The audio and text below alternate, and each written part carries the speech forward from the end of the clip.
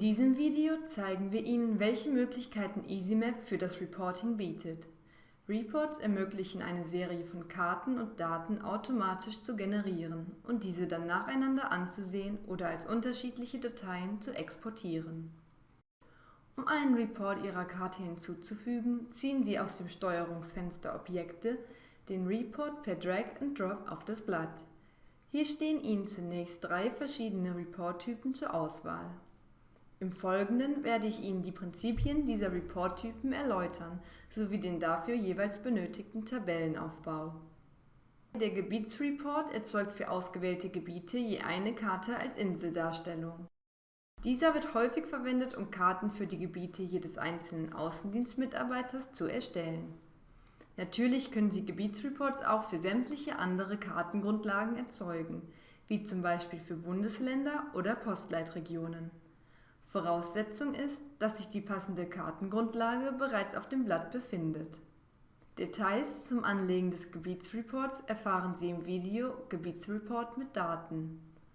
Der Filterreport erzeugt unterschiedliche Kartenansichten durch wechselnde Filter auf einer Datenspalte. Auf dem Blatt sehen wir die Symbole der A-, B- und C-Kunden sowie ein Einzeldiagramm für die Verteilung der Branchen. Nun möchten wir je eine Karte für A-, B- und C-Kunden erzeugen. Wichtig dabei ist, dass alle Analysen und Diagramme auf derselben Tabelle beruhen. Aus dieser Tabelle verwenden wir die Spalte Klassifizierung für die Filterdefinition des Reports. Der Spaltenreport wird verwendet, um den dargestellten Analysen wechselnde Datenspalten zugrunde zu legen. Auf der Karte sehen Sie eine Flächenfärbung für die prozentuale Verteilung eines bestimmten Konsumententyps. Nun möchten wir jeweils eine Karte für alle 10 Konsumententypen erstellen, die in unserer Tabelle mit je einer Spalte hinterlegt sind.